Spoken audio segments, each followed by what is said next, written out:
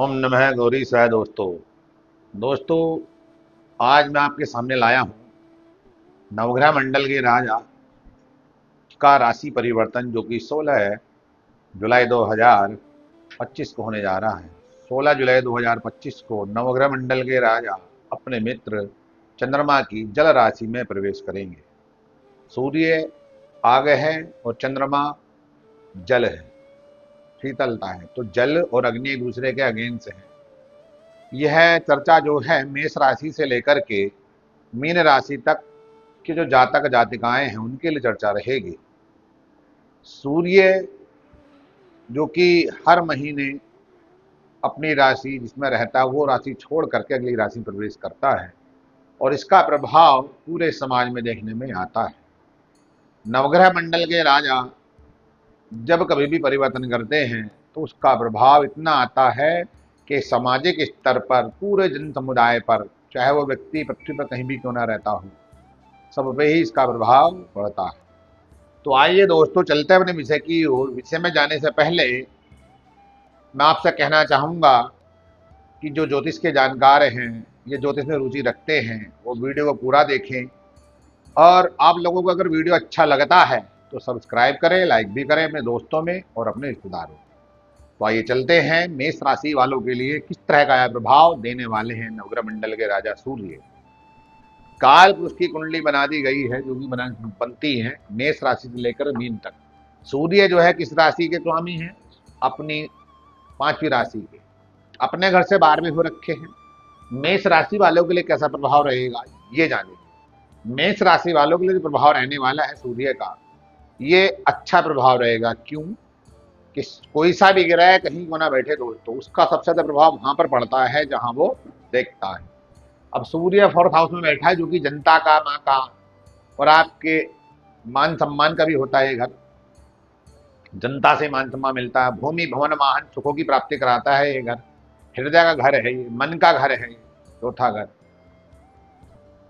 जब सूर्य जो कि पिता का कारक, आत्मा का कारक, कॉन्फिडेंस का कारक, समाज में आप किस प्रकार की सम्मान पाओगे, कहाँ से सम्मान आपको मिलेगा, पद प्रतिष्ठा, सरकारी नौकरी, शासन प्रशासन, केंद्र में या राज्य में आप किस स्तर पहुंचोगे, ये केवल सूर्य ही इस बात को इंडिकेट करते हैं। मेष राशि वालों के लिए 4th हाउस में सूर्य होना कहीं ना कहीं पारिवारिक थोड़ा संघर्ष दिखाता है। दूसरी चीज, माँ के स्वास्थ्य में, पिता के स्वास्थ्य में दिक्कतें वाली बात हो सकती है इनके लिए। तो अपने माता पिता का विशेषकर ध्यान रखें। इनके स्वयं के लिए जो है बीपी संबंधित, हार्ट संबंधित और लीवर संबंधित परेशानी होने की संभावना रहेगी। तो कहने का अर्थ ये है कि अपने स्वास्थ्य का विशेषकर ध्यान रखें मेष राशि वाले। अन्यथा और दूसरी चीज का, मेष राशि वालों को जो शासन प्रशासन, सत्ता, सरकार, चाहे वो प्राइवेट सेक्टर जुड़े हो चाहे सरकारी सेक्टर जुड़े हो, इनको यहाँ पर पद सम्मान प्रतिष्ठा की प्राप्ति होगी।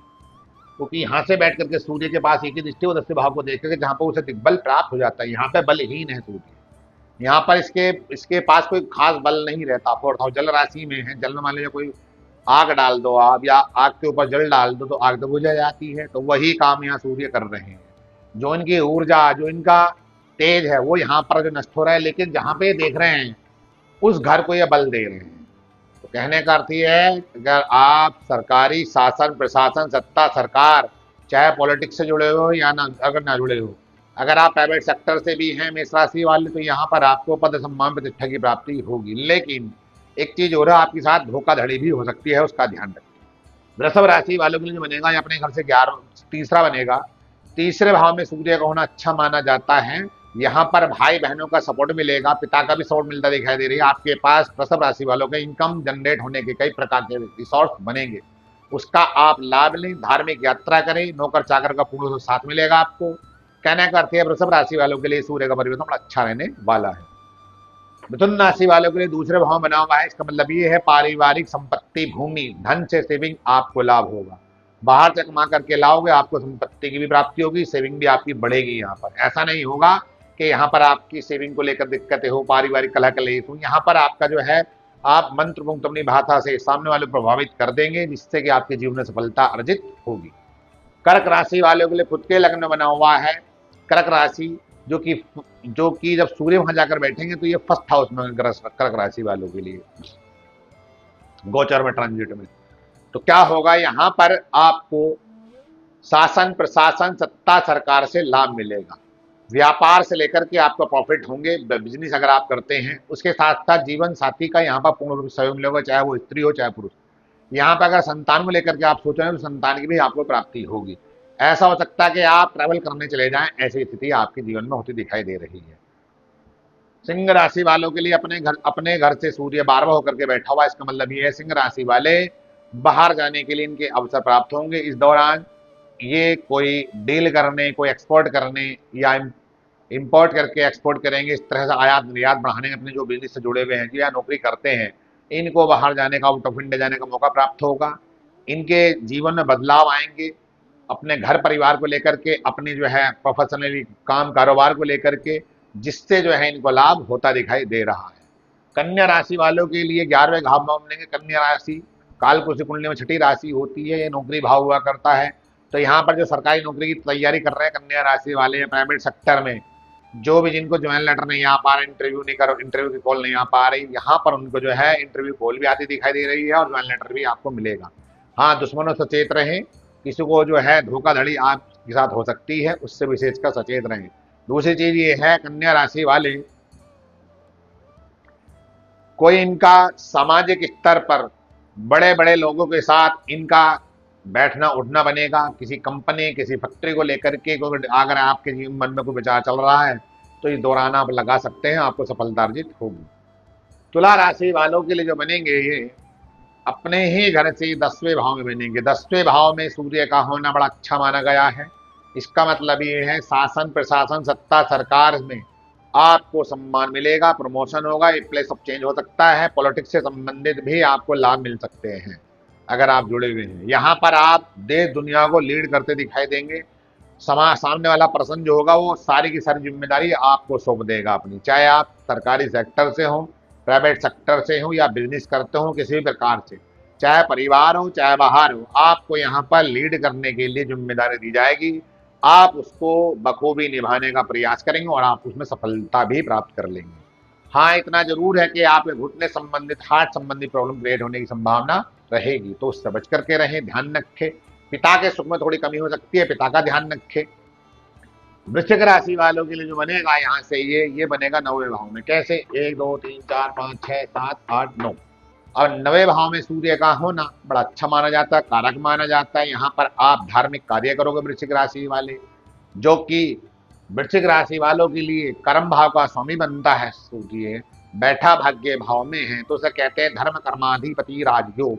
तो धार्मिक कार्य करके वृश्चिक राशि वाले अपने जीवन को सफलता अर्जित कर सकते हैं। यहाँ पर सामाजिक स्तर पर किसी धर्म संस्था में अपना दान करें, धार्मिक संस्थाओं से जुड़े, जिससे आपको पद सम्मान प्रतिष्ठा की प्राप्ति हो। उसके साथ साथ आप शासन प्रशासन में ऑलरेडी आप होंगे ही होंगे, अगर नहीं है तो आपको यहाँ पे संभावना, यहाँ पे चांस शासन प्रशासन में नौकरी का आपको मिलेगा, जिस कारण जो है आपके छोटे भाई बहन जीजा वगैरह का भी यहाँ पे मान रूप से सम्मान मिलेगा, उनको वो सपोर्ट आपको करते दिखाई देंगे आपके।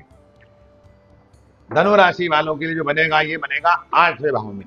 1 2 3 4 5 6 7 8 8वां भाव में सूर्य को दोस्त तो लगता नहीं, लेकिन 8 सूर्य वहां बैठा हुआ है, तो कहीं ना कहीं आप हो सकता है धनु राशि वाले 8वें भाव में जब सूर्य होगा तो ये कहीं ना कहीं आपकी आत्मशक्ति को कमजोर करने का प्रयास करेगा। आप डबल माइंडेड हो जाएंगे, करूं ना करूं किसी भी काम को लेकर, लेकिन समाज में आपको सम्मान अधिक मिलेगा। क्यों मिलेगा? कि भाग्य, धनु राशि में भाग्य भाव का मालिक सूर्य होता है, तो भाग्य भाव का भी फल देगा और जहां बैठा और जहां देख रहा वहां का भी फल देगा। इसका मतलब ये है किसी पर्सन से आपको आकस्मिक धन की प्राप्ति होगी, आपको हार्ट से संबंधित, बीपी से संबंधित परेशानी होने की संभावना रहेगी, उससे बच करके रहें। लीवर संबंधित या किडनी संबंधित, इससे आप बच कर रहें। आपके जीवन में हो सकता है कि पिता का सुख कम हो जाए, अल्प हो जाए, तो उसका ध्यान, फिर माता पिता का भी ध्यान रखें आप अपने।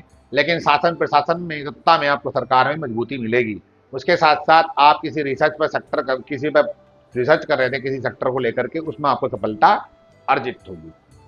मकर राशि वालों के लिए जो बनेगा 7वें भाव में बनेगा। 7वां भाव लाइफ पार्टनर का होता है, तो आप बिजनेस, तो आप दिखाई दे रहा है 4 चांद लग जाएंगे बिजनेस अगर आप करते मकर राशि वाले। लेकिन जीवन साथी से यहाँ पर आपका जो मनमुटाव बढ़ेगा, एक दूसरे के विचार जो वैमनस्य की ओर जाएंगे, विचारों को लेकर तलखता, मतलब विवाद होता दिखाई देगा पारिवारिक संबंध में। तो अपने पारिवारिक संबंध को भी सुधारें और अपने जो बिजनेस आप करते हैं, नौकरी करते हैं, उसमें आपको सफलता अर्जित होगी। मकर राशि वालों के लिए, कुंभ राशि वालों के लिए जो है ये बनेगा कुंभ, मीन, मेष, वृष, मिथुन, कर्क छठे भाव में। अब छठा भाव किसका होता है दोस्तों? वो नौकरी का होता है, कंपटीशन एवं मामा मौसी एवं शत्रु रोग कर्ज। तो कहीं ना कहीं छठे भाव में सूर्य बैठेगा तो वहां पर वो शत्रु हंता नामा राजू बनाएगा। शत्रु चाहकर भी आपका बाल बाका नहीं कर पाएंगे। लेकिन रोग से संबंधित आपको अचानक हार्ट अटैक होने की संभावना रहेगी, तो उससे बचकर कर रहें। दूसरी चीज कुंभ राशि वालों के लिए, दूसरी चीज ये है दोस्तों कि नौकरी को लेकर के आप थोड़ा रिस्क लें, जिससे जो आप रिस्क अगर लेंगे तो आपको सफलता अर्जित होगी, चाहे सरकारी हो चाहे प्राइवेट, आपको वहां पर प्रमोशन होता दिखाई देगा। कुंभ राशि वालों के लिए अगर देखा जाए कर्ज की स्थिति, तो कर्ज को लेकर के दिखाई दे रहा है कि आप यहाँ पर कर्ज की न ले, कर्ज देने का प्रयास किसी को दे ना, अगर किसी को दे नहीं सकते तो किसी ले भी नहीं सकते, ऐसी स्थिति बना करके रखो। खासकर बिजनेसमैन को कभी देना ही मत, वरना वहां से लौट का पैसा आपको नहीं है। किसी पर्सन को दे सकते हो आप, वहां से आपका पैसा लौट का आ सकता है। थोड़ा वाहन से बच करके रहें, चलाने से जितना बचा जा सके उतना आपके लिए बेहतर होगा। मीन राशि वालों के लिए पांचवें भाव में बनेगा। जब पांचवें भाव में मीन राशि वाले बने, पांचवें भाव किसका? संतान का, विद्या का और आपके लव लाइफ का, सोशल नेटवर्किंग का, मीडिया का एवं शेयर बाजार, सट्टा, लॉटरी और इष्ट देवता, पिछला जन्म। पांचवें भाव में सूर्य है तो इसका मतलब ये है कि आपके जो है जन्म घर किसका है? वो पांचवा भाव चंद्रमा का है। चंद्रमा किसके कारक है? भोलेनाथ के, सरस्वती माता के कारक हैं। तो आप सरस्वती माता, भोलेनाथ की और भगवान श्री राम की आराधना अगर उतनी कर सकते हो, उतना ही आपके जीवन में सफलता अर्जित होगी। पांचवें भाव में बना हुआ, इसका मतलब संतान सुख को लेकर के आपको सफलता अर्जित होगी, संतान को लेकर प्रयास कर रहे हैं। विद्या को लेकर के यहाँ पे सफलता अर्जित होगी, आप बुद्धि विद्या बड़े बड़े ही कुशाग्र, बुद्धि कुशाग्र हो जाओगे, तेज तर्रार, बड़े एक्टिव एडवांस, आपको यहाँ पे सफलता मिलती दिखाई देगी। लव लाइफ को लेकर के यहाँ पे कहीं प्रॉब्लम क्रिएट हो रही है, आपको हो सकता है आपका ब्रेकअप वगैरह हो जाए। मीडिया और सोशल नेटवर्किंग अगर देखा जाए तो यहाँ से आपको सफलता अर्जित होगी, आप समाज के अंदर अपना अपना आप को रिप्रेजेंट कर सकते हैं। उसके बाद आते हैं आपके शेयर बाजार, सट्टा एवं वहां पे अगर देखते हैं तो यहाँ से भी आपको सफलता अर्जित होगी। कहने का अर्थ ये है, मेष राशि से लेकर मीन राशि तक केवल किसके लिए भारी है? मेष राशि के लिए, कन्या राशि के लिए, वृश्चिक राशि के लिए, धनु राशि के लिए और आपकी कुंभ राशि के लिए। मकर और कुंभ, इन जो है राशि के लिए कहीं ना कहीं थोड़ी दिक्कत परेशानी होगी। बाकी जितनी भी राशियां हैं सबके लिए सफलता अर्जित लेकर के सूर्य आ रहा है। तो कहने का अर्थ ये है दोस्तों, जिसको परेशानी होगी वो जो है, या जिसको नो भी ना भी हो रही है, तो वो केवल माता दुर्गा की आराधना करें, भगवान श्री राम दक्षा स्तोत्र का पाठ करें, श्री गणेश अथर्वशीर्षम का पाठ करें एवं श्री रुद्राष्टकम या शिव तांडव का पाठ करें। सावन का महीना चल रहा है, उसके साथ साथ श्री विष्णु सहस्त्र नाम का पाठ भी कर सकते हैं एवं आप जो है श्री भागवत का एक चतुर्श्लोकी पाठ भी कर सकते हैं, जिसके करने मात्र से आपके जीवन में सुख संपन्नता आएगी, आपकी समस्त मनोकामना इच्छा की पूर्ति होगी। दोस्तों, अगर आपको मेरा वीडियो यह पसंद आता है तो उसको सब्सक्राइब, लाइक करना ना भूलें। ओम नमः गौरी शिवाय।